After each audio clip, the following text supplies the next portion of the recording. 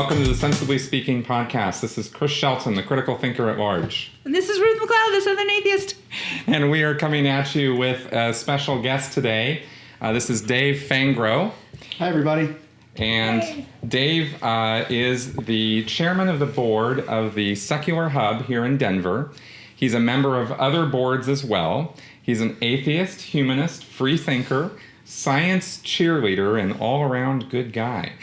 So, following on the heels last week where Ruth was talking about the Secular Hub and, you know, the atheist community here and whatnot, we thought it would be great to have Dave come on and speak with him about all things secular, really, is what we're going to go over. Well, thank you, guys. Yeah, thanks for coming. Great opportunity. Yeah, this is fun. We are first going to talk about something that I think is really important and actually really needs to be commented on, which was news coming out today on gravitational waves. There was a discovery or a monumental event that occurred that has now been acknowledged in news media in regards to evidence, actual evidence being nailed down on the existence of gravitational waves. And this is a corollary or a part of Einstein's relativity equations that were actually from 100 years ago. This is a 100-year anniversary of Einstein's theory of relativity. And so these guys have, I'm not going to get into all the science of it. It's fascinating.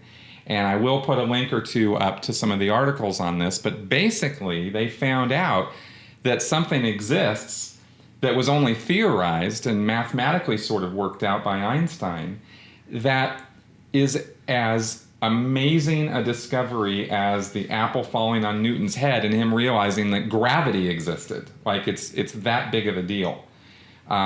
Because with learning that gravitational waves are a thing and that space-time has these ripples that can occur due to astronomical Perturbations. Phenomena, I was going to say.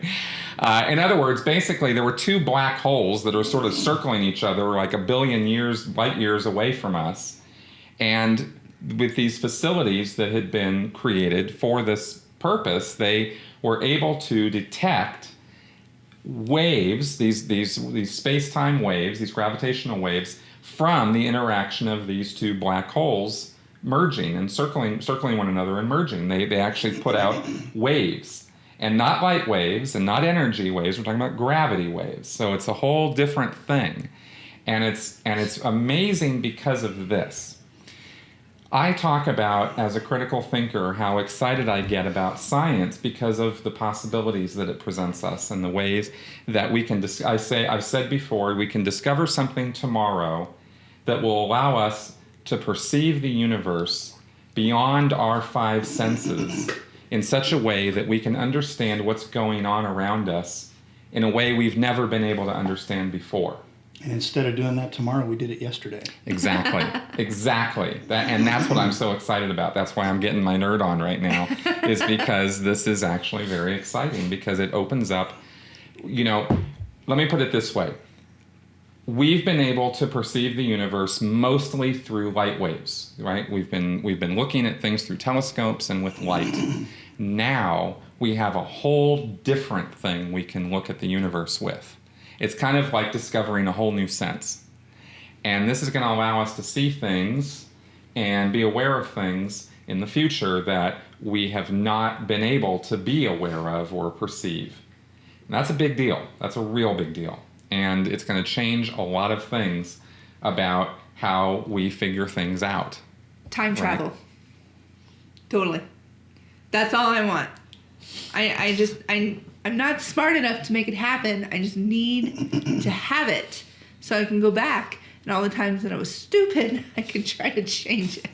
There you go. We're going to make a movie about you sometime. Yes. So will this affect anybody today or tomorrow in terms of, there being a new app on your phone or some new faster way of getting to work? No. But is this going to have, incredible consequences and ramifications for us as a species and our understanding of the universe and what we'll be able to do in the universe as a result of this, huge, huge. So check out the links that I put up on this and take the time to understand it, because it's super exciting.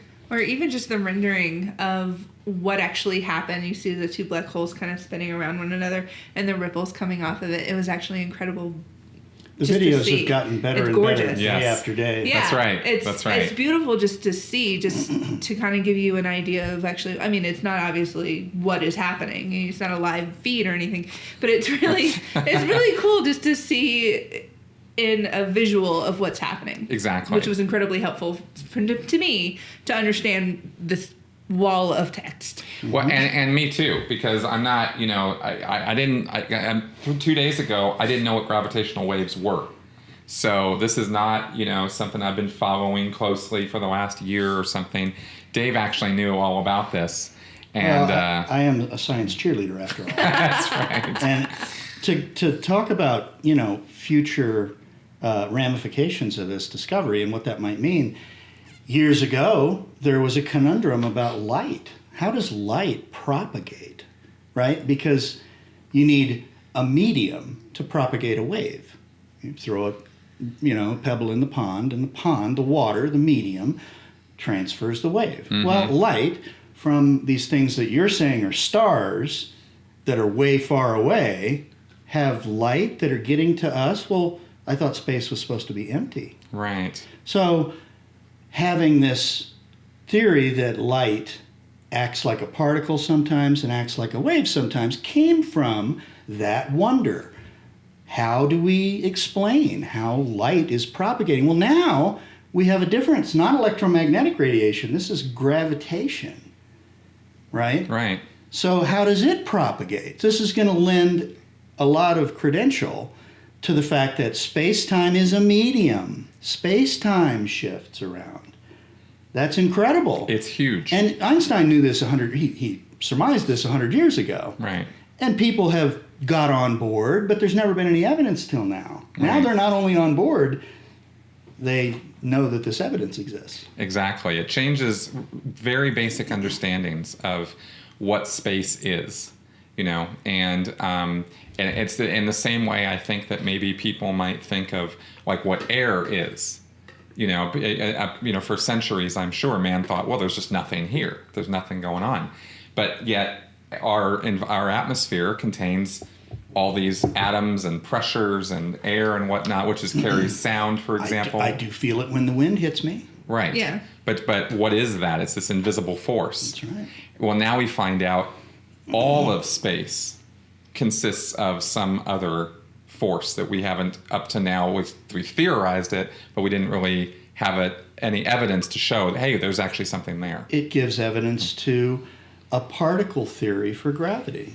The graviton has been theorized for a long time. People have thought, well, you have this little particle zoo of all the different particles, and that there's a space there for gravity, for a graviton. Nobody's ever seen one. Right? Why should we think there are gravitons? Well, now we have this same phenomenon that electromagnetic radiation goes through as it propagates as a wave and also somehow manifests as a particle. Gravity probably does the same thing. Exactly. So fascinating stuff. Stay with us because we got a lot more stuff coming up here on this. But we're going to move on now from the gravity waves thing. We're done talking about that. So if you weren't nerding out with us, we're going to talk about some more social stuff now. So, but really, truly, very exciting stuff. Okay. Now, I wanted to, I was excited to have you on because you are a humanist, right? And an atheist, and we have these labels, right? And, I love labels. We love labels. Not. I totally hate labels, actually. But I'm very interested in, the community and activism and things that this group, that these groups get up to, right? I've always sort of, if I have to put a label on myself, it's agnostic, not atheist, right? Because I think the God thing is really so beyond our knowledge. Talk about things that are beyond our knowledge and understanding. It's so beyond, I don't even know why we're talking about it. Right. And I think we agree on that from what we were talking about before. I think we do. So rather than talk about that, I wanted to get your opinions first as somebody who is stepping up in a local community here, chairman of the board of the Secular Hub. You've been taking action. Mm-hmm. What are your views on things like atheism plus or social activism or social justice actions? That atheists or secularists should or could get involved in. What's your take on that? Well, historically, you can look back in the history of the Christian religion, let's say, and you can see the things that were taken on as activism, right? Hospitals, right? There's a whole bunch of things that in the realm of charity that these churches eventually put forth. Now, where they put the rest of their money, sometimes I have problems with that, and some of the problems that come from big organizations, we have problems with that, and there's things like that. But right now, atheism or secularism or humanism is a small, growing group of people, right? And we have a lot of energy right now. We have, what I think is the beginning of a movement. Although if you look back in history, 1,400 years ago, David Hume said the same thing, or in the 1400s, he said the same thing. And throughout history, free thinkers, agnostics, and atheists have said, now's the time. We're seizing the moment, and here we are. We're still Carpe We're still Bam, here. Yeah. We're still here.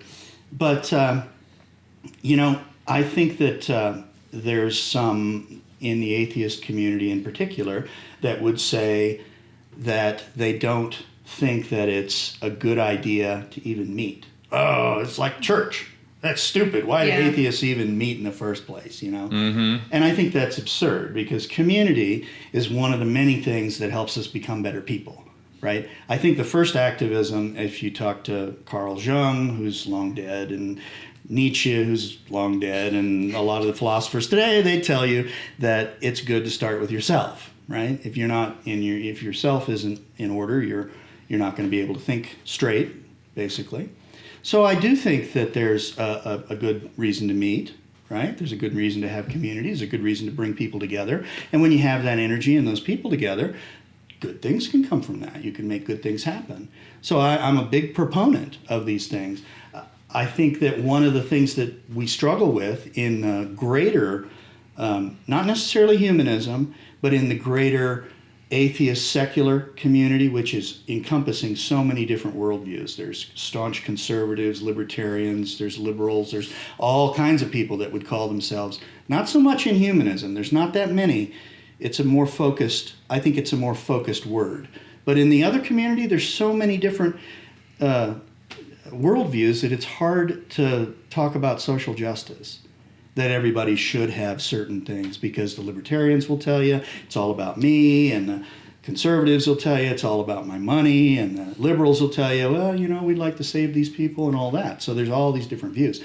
So it's going to be difficult to get a one single movement out of this massive group of different people with different views. How do you do that? I think that's a good point, because that is true with atheists. Is there's all walks of life, and the only thing I've seen social media comments about being against social activism as atheists, because they are like, well, the only thing we have in common is a negative of we don't believe in God, so I don't want to get on board with, the atheism plus and things like this, right? Let's define a couple terms early on here. We probably should have done this before. What is humanism? What is a humanist? It's putting the human struggle at the front of or at the top of your values list. So in our lives, we have morals that we are supposed to learn, good and bad, right? Don't take stuff, share your things, don't hurt people, things like that, right? But you don't really have to. You can know all those things, but the really important thing is when you start to. Sorry, my phone's ringing here. The really important thing is what you value. Where is that in the value scale, right? If not hurting people is low on your value scale, you might not be that good a person, right? So all we do in our lives is we rearrange our values, and we value one thing above another. So in humanism, it says that the human struggle is the highest value that we can provide. That's the value of our lives. That's what we're here for, is to help other people, to help humanity. And also that the world is a natural place and science and reason are the way to understand it. Yep. If I didn't mumble. No, that's good. That's what humanism That's good. Because it's been the one group, from my understanding from what you just said, and that was pretty much my understanding of humanism, that's a group I've wanted to openly associate myself with. You know, I'm not an atheist, so I can't really say, I got a lot of friends who are atheists, I'm totally into that. Except I'm not an atheist, so it's kind of like, well, they're all my friends, but we don't really have that in common. But the humanism... But you're not into terms. Well, but I'm not. But other people are. And they'll ask me, well, what is this? What about that, right? So I've always sort of, gravitated toward the humanism thing. I think it's... And there's nothing wrong with that, but I think even within the humanist group, if you want to call that, there's still people who disagree. There's the humanist pro-life group, which I didn't get, but I understand their concept now. It took me a while to get it. I don't agree with it, but I get it. So even within that group, you're going to have some people who kind of butt heads a little bit, but it's not a butt heads, I hate you kind of things. It's just like, all right, you have your beliefs, I have mine, and that's fine. And so I just think that's an interesting thing that secular people have a tendency to run up against, even within our own communities. And when I was in the throes of religion for many years, the people in the church had different views. Oh, I'm pro-life. Oh, I'm more pro-choice. Right? Oh. So we were not allowed to have different opinions. Well, see, in my church. I wasn't in a as tight-knit, right, cultish type church as you were, I don't think. Oh, you hear that? Cultish. Mm-hmm. Well, that's my word, not yours. I don't disagree with that word. Yeah. I make fun of Chris a lot because he's like, oh, my cult. And I'm like, well, I was in a cult too, kind of. But I don't think I was. I don't disagree with you. I don't Right. think I was. I was in an old Catholic church in a little bitty town. Yeah. And there wasn't any... I never felt that my parents pressured me or that they were getting pressure from the church. It was just, an 80-year-old man who'd get up there and bore me for an hour every Sunday, and I didn't get anything much out of it. And my point is that if you have people that have different worldviews like that, it's okay. We should be okay with this. Yeah. Right. Not everybody has to be an activist. There's more humanistic atheists and there's more activist atheists. Right. I don't know that there's a lot of people in the middle that are both activists and humanists. It's very interesting. I think there can be. Right. I think there should be, but that's my opinion. Everybody can have their opinion. Well, for sure. And then secularism is another word we should probably define. Yeah. Right. Secularism is really just a commitment to the separation of religion and politics. That's all it is. That's all secularism means. It's a commitment to the separation of religion and politics. Okay. So that's a activist stance, right? Well, it is, because it's We're looking for infractions. Right. We're looking for the That's lines right. being blurred here. Sure. So that's another way of activism. I think that humanist activism should be more social justice, right? If you think humans are the best or where our values should lie in the human race and other sentient animals. I mean, now different animals have, been deemed conscious, right? So there's other animals like as dolphins. Well, apes and dolphins and whales and It's even not rats. Not like, oh, I love humans. F you, dog. I mean, we're not doing that. It's just we focus on the human struggle, like you said. But I like to think that we're all around good people. Sort of have a healthy Obviously. respect for life. Right, a healthy respect for life. But if you humans do, up top. I think there is some reasoning behind saying that being an advocate of social justice is warranted if you're a humanist. Now, that's probably going to piss a lot of humanists off because not everybody's going to agree with that. But I think in the realm of, if you're going to use labels, atheists, seculars, and humanists, of the three, there would be more social justice, I would expect, in the humanism realm. Yeah. Does that make Understand sense? that one. Oh, Yeah. for sure. And, No, in the, for sure. and in the secular realm, it would be more church and state. That's where the things fit. And in the atheist realm, I don't know. Yeah. Well, I've seen wide disparities. I feel like I should say something in response to that, but I got nothing. Well, I've seen, like I said, a wide disparity of examples of it, which led me to want to talk about this. Which is, I've seen, again on social media or on YouTube, I've seen commenters go from, atheism is simply a non-belief, a lack of belief, and that's it. That's all there is to it. And screw atheism plus, and screw all this social justice, and screw this whole movement thing, and leaders and all this kind of stuff. And we shouldn't be doing anything except standing together saying we don't believe in God.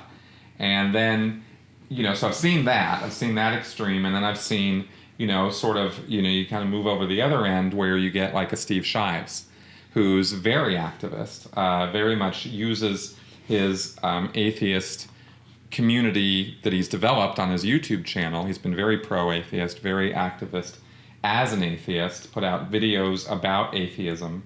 But then he's channeled that in a direction of pro-feminism and very staunchly taken on that as a social justice platform that he goes, fights the fight on that. I don't happen to agree with some of the things he said about that. I do consider myself a pro-feminist. Just gonna stab me. But What's wrong with that? no, I'm just saying. Why would I stab you No, for being, 'cause- a champion for my gender? Yeah, no. How dare you? Wow. See? Yeah.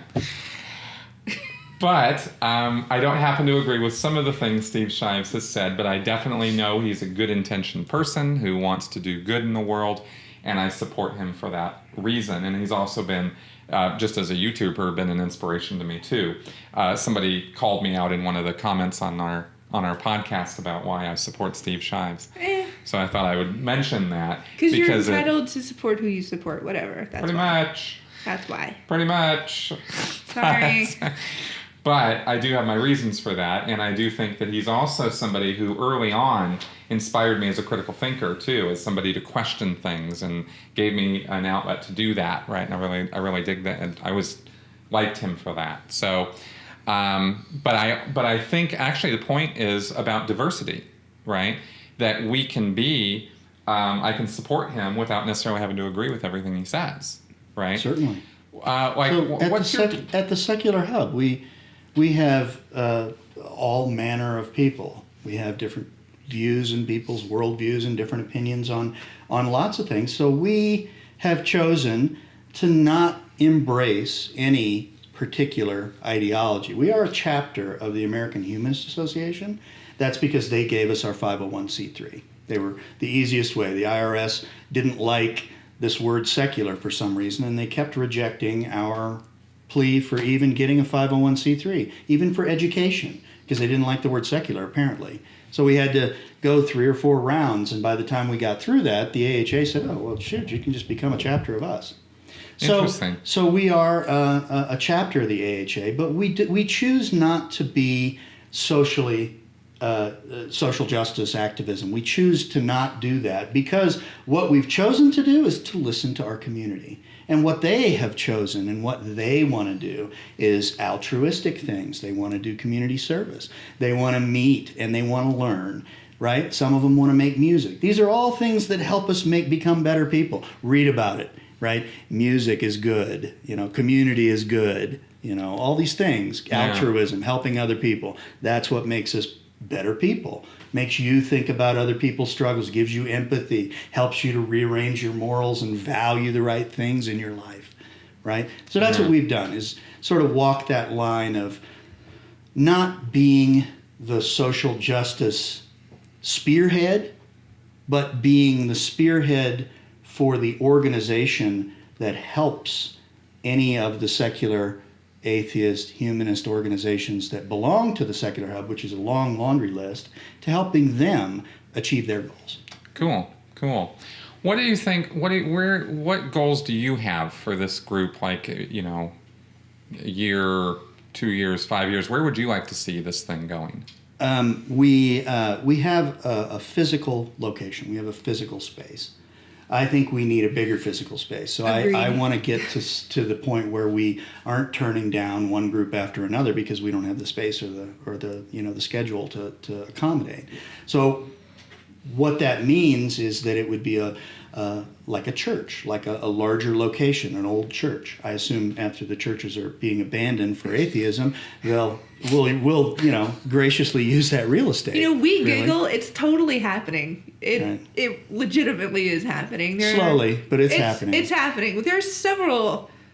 And when Dave says, we want to find a church, we don't want a church in the biblical sense. We want the building that used to be a church that happens to have all the different spaces that we need. A big kitchen, a big, what do they call it? The temple area or whatever. Just the big space where we can have a large group of people and listen to and have multiple things going on at once. Multiple things. Little offices, things like that. Yeah. And they just happen to be built, whatever. They've had 2,000 years to figure this shit out. We'll just take over their building and take down the cross. Whatever.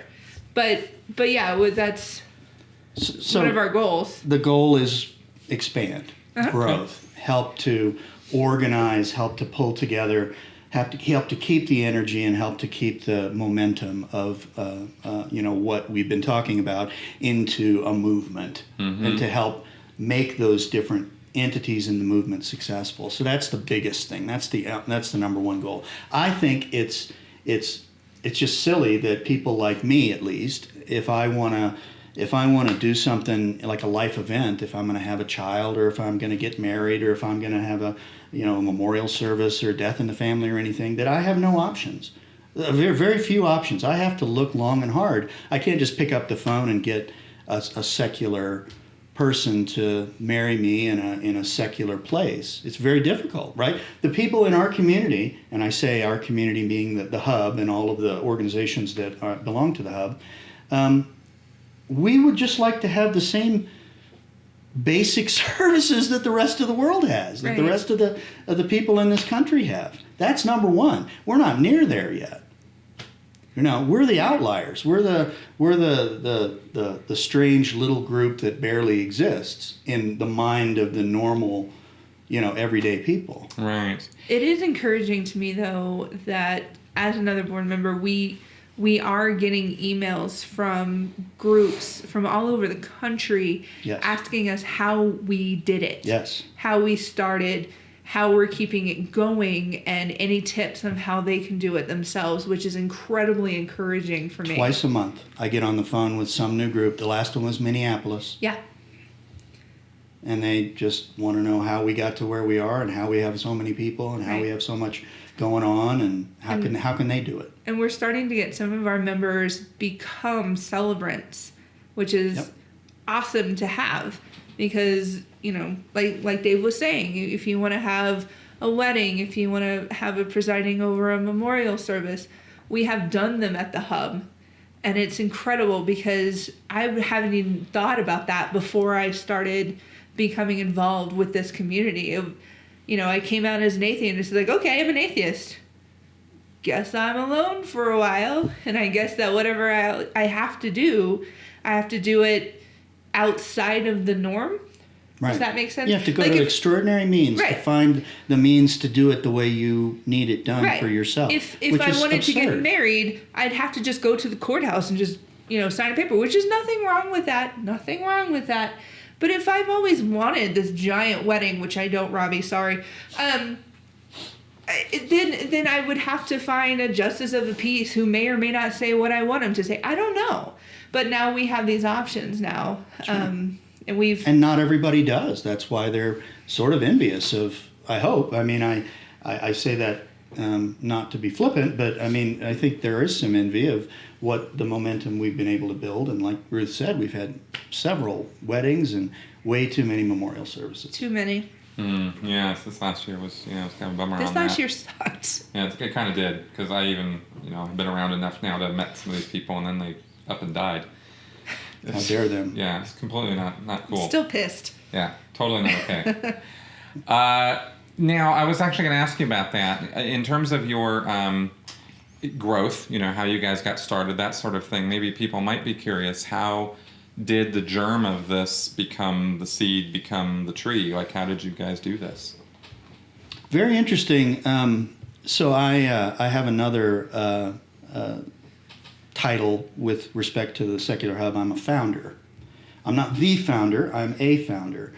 The different groups along the secular community in Colorado had always wanted a space, right? But how are we going to get the money, the seed money, to actually, pay rent? How could we possibly do that? We probably need $20,000. How could we possibly get somebody to give us $20,000? People have asked. No one has been giving us $20,000, right? So 3 years ago, the brainchild was, well, why don't we find 20 people to give us $1,000? That sounds doable. And the pitch was, you put the check in the hat and you don't expect to see anything come back. There's not going to be any return on this. If it folds up, it folds up. If, this money's going away. So we have to find 20 people. We gave ourselves 60 days. And we said, if we can find 20 people, then there's a critical mass, right? There's people who want this, and it's going to, we have a chance to make it go. And we found 21 in 60 days. And everybody put $1,000 in, started a bank account, started looking for a location, and basically built it from the ground up that way. And those 21 people became the founders of the Secular Hub. So this is the biggest thing that has helped the other groups that we get on the calls, every couple of weeks. Mm-hmm. This is the biggest thing. It seems like a small leap, but it's really important to think of it this way. That's right. It's not going to be one person. It's a community thing. It's a crowdsourced thing. Well, that's exactly right. And if there's one thing I learned in Scientology, it is, that's a positive thing. It is that there actually is no shortage of money out there. There's lots of money for things. The economy and media and everything else to the side, and our own personal finances to the side. Just I'm talking about in a general sense, there's a lot of money out there, and there are people who want to do good. There are people who want to invest money in things. There are people who want to see their causes move forward or see the world be a better place. And this, unlike Scientology, is not a scammy thing. You guys are actually doing real community work, real all community volunteer service. Yeah. Right. Yeah, nobody's getting paid on this, right? Nobody's getting a salary on this. There's the chairman of the board here is not the chairman of the board, David Miscavige, who's wearing his John Lobes and his Italian cut suits, right? On the backs of all these, poor victimized people. No. That's not what's going on here, right? So when you have a real community, when you have a real group getting together of volunteers, there are resources, and I'm really saying this to inspire anybody out there who's thinking, well, that's nice, they did it in Denver, but, no, you really can do it just about anywhere where you have a group of people who want to see things happen. And for many years, the groups of people here in Denver didn't have a physical location. Nope. Right? You can do it without a physical location. Many, many, many, many people and places do. Yeah. Right? There's libraries and homes and bars and restaurants and wherever else Coffee you can shops, meet. wherever. It's just so much more. It's so much more official, and it just feels. It feels. Some people call what we have a clubhouse. I don't really like that term, but it's a. I say it all the time. It's a secular clubhouse. I'm just particular that way, but I think of it more as an official location. It's our official location. Well, that's right. And I was impressed by it coming here. I suspect the person from Minneapolis is probably the guy who I first hooked up with in the secular community. We've got several Minneapolitans in our community already that are probably reaching out as well. But my point being that I first met with these guys at a Drinking Skeptically meetup, and that was their meetup. Yeah. Was meeting at a deli/bar and drinking and talking, and that's their community, and that's fine. There's nothing wrong with that, but then they want to step up and do more with that so that they can do more for the community, attract more members, because only so many people are going to show up at a meetup at a bar. Look, when you start down the path that we did, you have to get serious, because now you've taken $20,000 from 20 people, $21,000, and you need to give that a life, and that's what we've done. I mean, Ruth and myself and the other board members and some of the other volunteers have been instrumental at making the community realize the value and give a little bit back, whether it's their time or a little bit of money, right? Just enough to keep our, we're not growing in our financials as fast as we'd like to buy another place, but we are growing in our financials as well as our community. And, that's the steady thing you have to have is committed. You have to have committed people. You have to have people that don't just get frustrated on the first little thing and bolt or decide You're that their little have cause. That's totally going to happen. It's going to happen every week. It's going to happen. Yeah. And I wish there was a way to prevent something like that happening. But you don't know what's going to set somebody off. And honestly, I think if someone's going to get that frustrated that quickly, they're not the right bye-bye. person for the job anyway. Bye. Well, this leads to my next question, which is what sort of barriers and hurdles and things have you guys run into? Not just from within, but also from outside. Atheists, secularists, humanists, I imagine there is, as a minority group, you're going to be, have some degree of victimization or some degree of prejudice and this sort of thing. What's been your experience with that, even in a liberal place like Denver? Health threats. Yeah. We get a lot of health threats. We get letters Going to hell. a lot. We get a lot of letters that are rambling, telling us how horrible and evil and we need God and Jesus and all this. Going to hell. Going to hell, yeah, going to hell. Okay. But there's never been There's never been any picketing outside. Never had bricks through the window. Nothing. Never had graffiti. Nothing. Never had, Nothing. and that's not a challenge. Right. That's not to say that we need that. Yeah.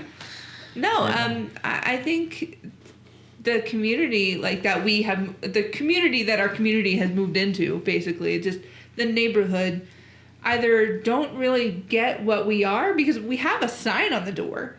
A lot of people actually end up walking in thinking that we're a church.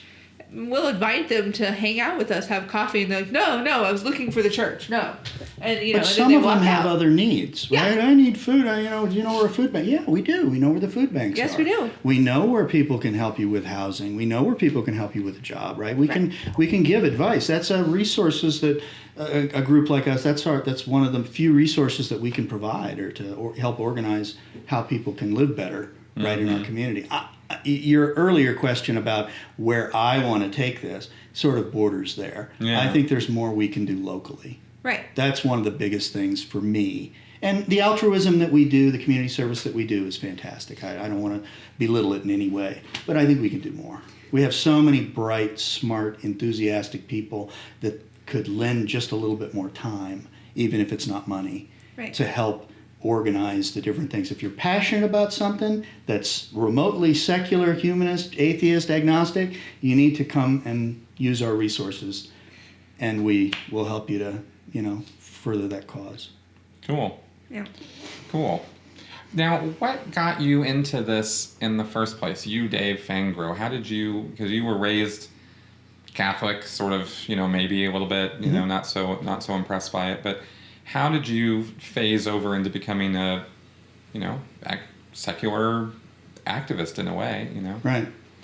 It's a good question. I went through a very contentious, bad divorce starting in 2009, and it threw my world into a complete shambles. And in the recovery of that, I started to look around for things that made me feel passion, made me feel like I wanted to help, gave me back this sense that I was useful in some way. Mm-hmm. And that was the first thing. So I started looking at, Meetup and different ways that people organize groups and announce things. And I found a couple Denver Atheists. I found a humanist group. I found the Freedom from Religion Foundation. I found these groups. And I started making myself known. I started going to these things, and I found that I could be myself for the first time in my life, really. I mean, in college you can be yourself, but that doesn't count. I never let school get in the way of my education anyway. Right. But anyway, the short answer is it made me feel like I was valuable because I'm an organizer. That's what I can give back to this community. I'm not a deep thinker. I'm not there's a lot of things I'm not, but I am an organizer. In my job, I've learned a lot of skills, and I can bring those to bear to help organize and promote and encourage and push the ball. Just continue to push the ball, right? You need somebody to always be there pushing the ball. And then, you got to have more than one. You got to have several people, and they have to be committed enough that nobody, at no time can everybody take their eyes off the ball.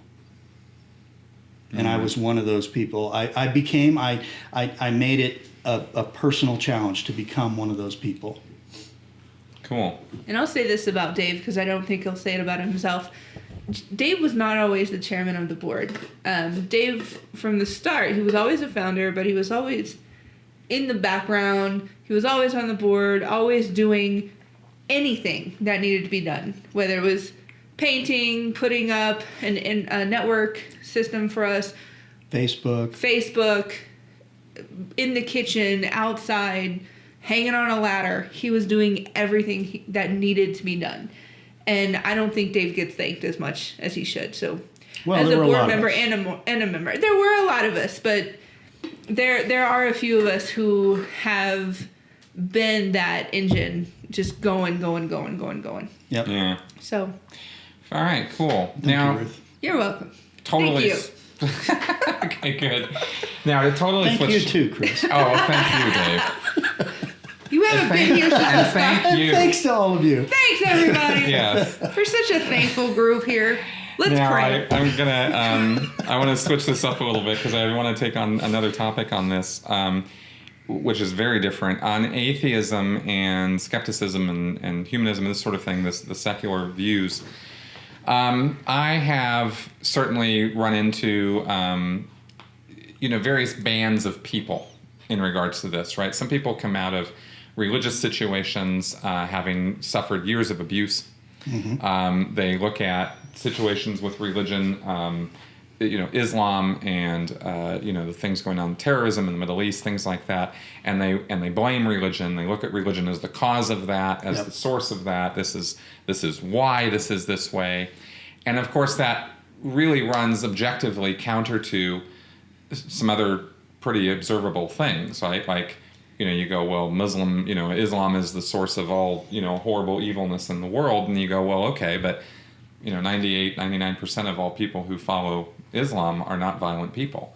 So how does that logic work, right? Mm-hmm. So that's sort of my take on it. But I was wondering what yours was in regards to tolerance of belief from the secular community, or how do we get along, and how do you see the secular community should integrate into the rest of the world and grow as a group, but not grow in such a way that it's like this all the time, because the intolerance can be extreme from some. It's very It can be off-putting as well. Yes, I think. Yeah, Very difficult question. I mean, it's a good question, but it's very difficult to answer. My own personal view, Chris, is that everybody takes on. Has the capacity to take on one cause at a time. And that cause becomes, at some point in that cause's life cycle, it becomes the most important thing in that person's life. And if it's to be violent, then that's going to happen. And if it's going to be to do something good, then that might happen.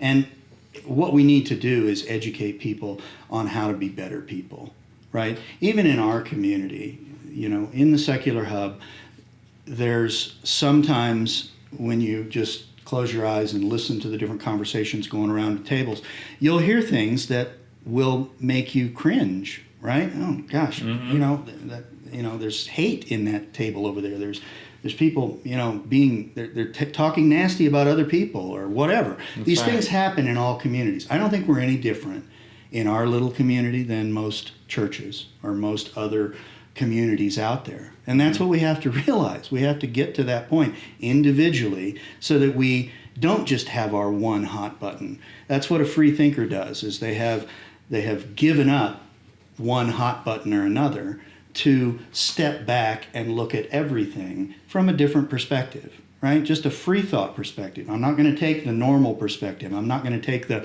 counter perspective. I'm going to take my perspective.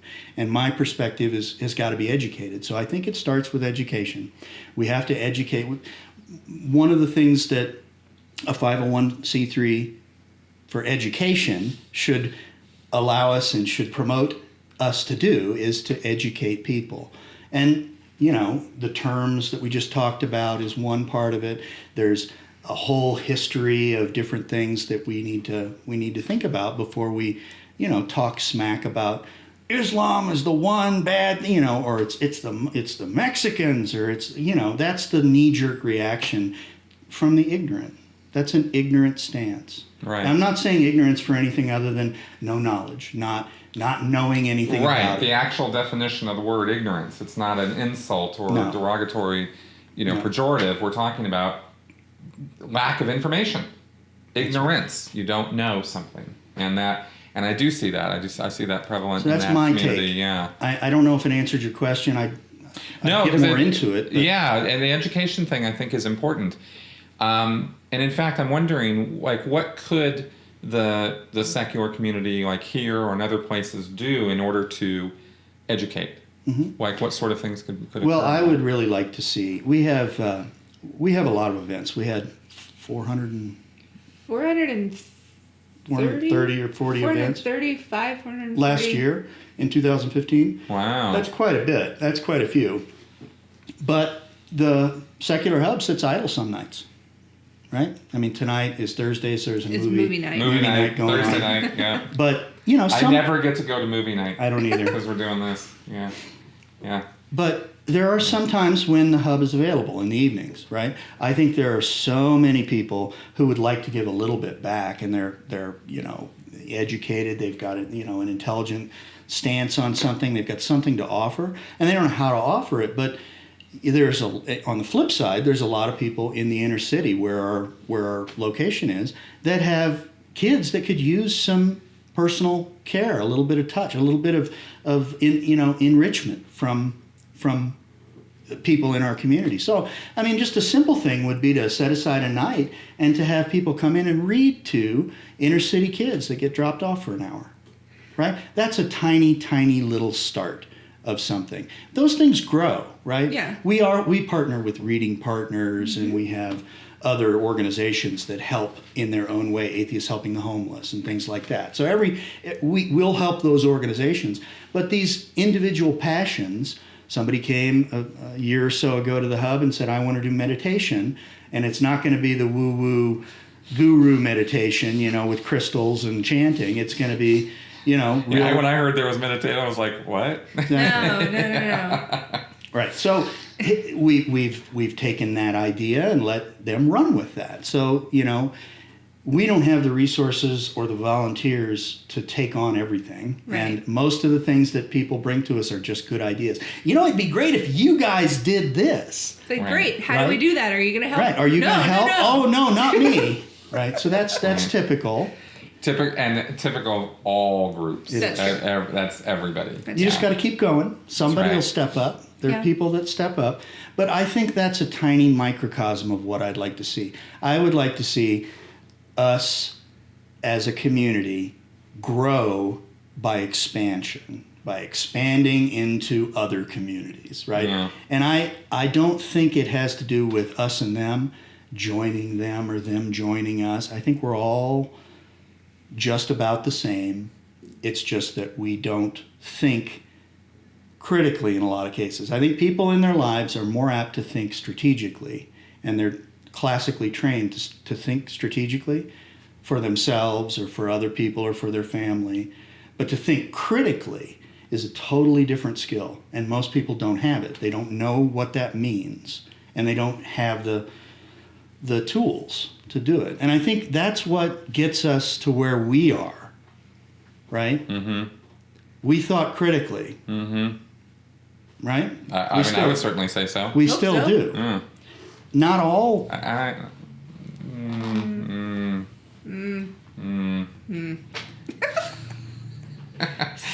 Please continue. This is why people ask us if we're dating, because every now and then we're just like, You know, I'm not getting that vibe. That's not the Breaking vibe. stuff. But I I'm do, getting yeah. But I actually could not agree with you more about critical thinking, and Obviously. you know the need for that, right? And the fact that we're not doing it enough. And I think actually that could be a nice, you know, a great way to merge, you know, to align forces with other groups on. Speaking on that of point, atheism you know. plus or you know atheist activism, there's I don't think it's under the moniker of atheism, but there's something I just came across, and I wish I had the name of a he was a professor for a number of years, and he came up with a critical thinking course, and he sort of crowdsourced it a little bit, put it online, and now it's sort of I can't. Are you I know who familiar you're with talking it? about. Yeah, That's- we'll get the name and I'll put the link. Thank you. Yeah. That's the kind of thing I think we could do. Yeah. Like humanism 101. People don't know what it is. People would, you know, the first time you came across humanism, first time I came across humanism, I said, oh, wow, I'm a humanist. Right? I didn't know. yeah. That's right. I don't know. Yeah, who knew? Oh, damn. That's right. Who knew? Get another title. That's right. So what if we formalize that? Right. What if we put together, just envision if there was a presentation of 20 slides that was out on the internet that had been crowdsourced across all the different deep thinking, agnostic, atheist, free thinkers on the globe, and it was wikied down to a powerful 20-page message about how we can do good in the world. How many people would take that up as their personal challenge to take that to the masses, take that to their own communities? Exactly. Things can expand very quickly that way. Yeah, exactly. Exactly. Kind of on that note a little bit, do you remember, what was it, last year, maybe the year before? The UU church brought their, Universalist. Yeah, sounds like the wacko church. Like, Sorry. They brought their 6th grade class. Yeah, it's To the hub. basically it's all of the. It was a.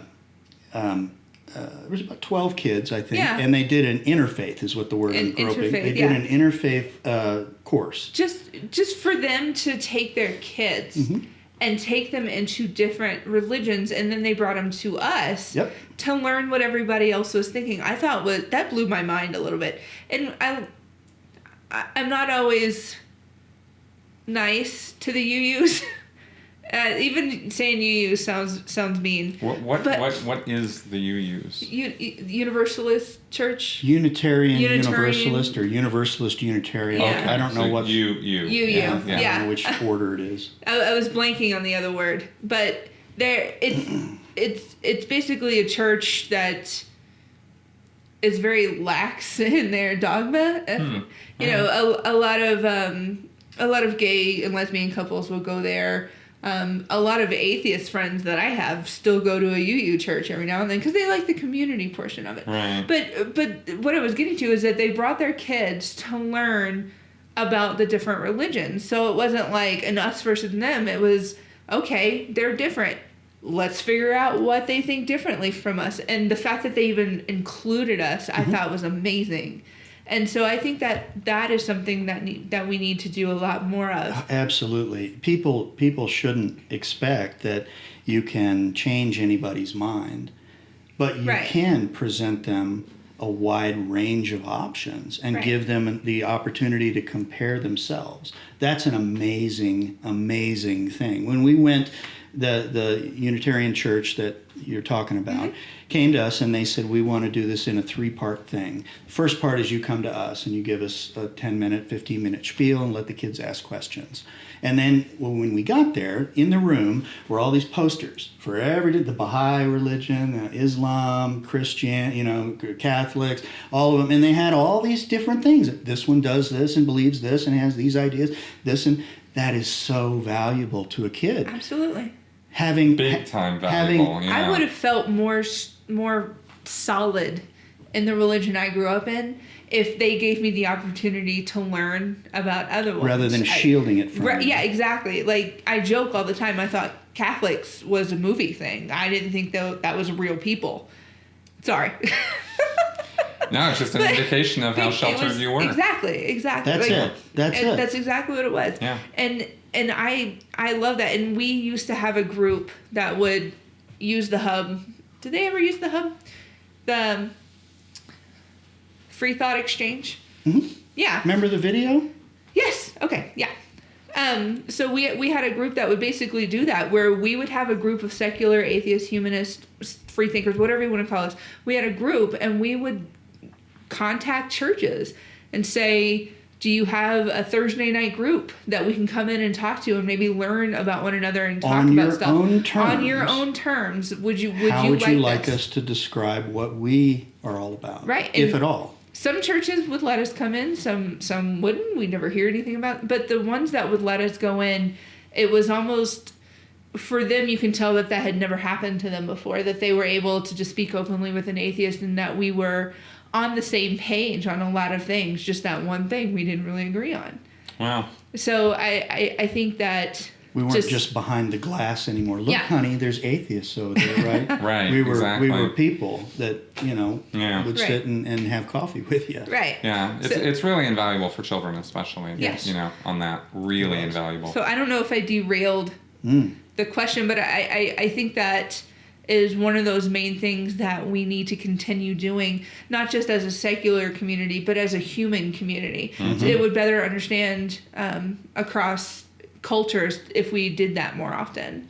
So, I agree. Sorry, the sociologist in me just kind of geeked out just for a second. No, it's good. Yeah. But it goes against what so many religions will tell you is forbidden. It just goes against the mentality of, keep everybody sort of ignorant, keep everybody sort of corralled in, and keep them at close leash. And that's a tactic. That's a great tactic. It works. It works in a lot of different ways, but it's not a healthy tactic for the human race. Well, that's exactly right. And at the same time, I will say that, I have people who have definitely commented before about how they are Christians or Catholics or believers, and they are not intolerant. They protest this box, this stereotype that gets created of fundamentalists or of believers, that they're all the same, and that they all are anti-abortion, and they're all this and they're all that, right?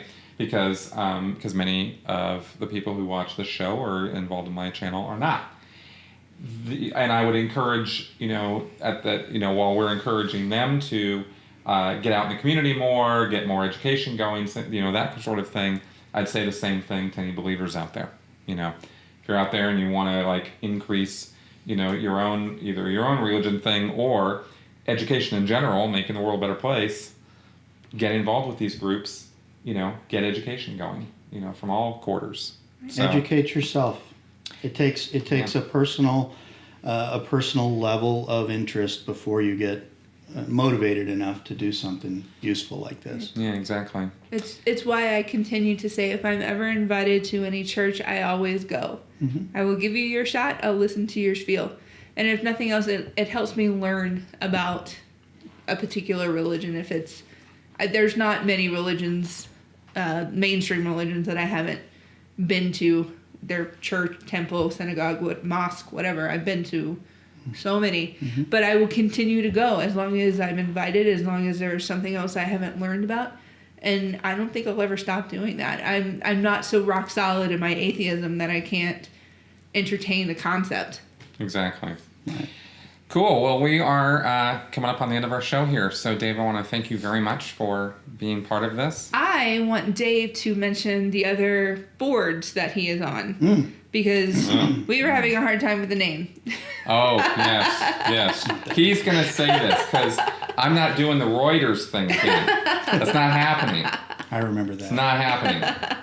Yeah, so I recently joined the board. I was voted onto the board of the Western Interior Paleontological Society, which is about a 32-year organization in the western part of the U.S. for paleontology, which right here in Colorado, we're in the heart of the best fossil beds in the world, basically, through the Rocky Mountains. So this is a very influential group of geologists and paleontologists, and if you recently saw the thing about Dinosaur Ridge and the footprints, somebody analyzed them and realized that it looks like the footprints of birds when they do mating dances. And hey, you know, dinosaurs probably did very similar things. So he actually took it to heart and, you know, sketched it out and figured out what some of the dances might have been. And then there were these scrapes that birds make instead of a footprint. They make scrapes. And sure enough, the dinosaurs made those scrapes. Nobody'd ever really figured out what those scratches were next to the dinosaur footprints until this happened. So these things. You admit it. You are learning something right now. Admit it. You did not know this. I'll never look at a chicken the same way. Exactly. Or T-Rex.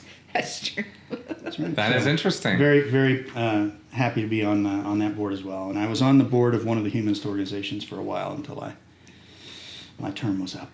Okay, cool. Busy man. Definitely. This guy right here. Definitely. Well, thank you guys very much. Absolutely. Thank you so much for spending some time with us. Yeah. Thanks for finally letting me corner you into doing it. I think you only had to ask a couple times. Dave, are you coming? I'm Dave, are you coming? I'm pretty agreeable. All right, folks. Thanks for joining us. As usual, any questions, comments, feedback, anything at all, leave it in the comments section of our videos or on the sensiblyspeaking.com website where the downloads are available for the audio version of our podcast. Thanks for coming around, and we will see you guys next week. Thanks, y'all.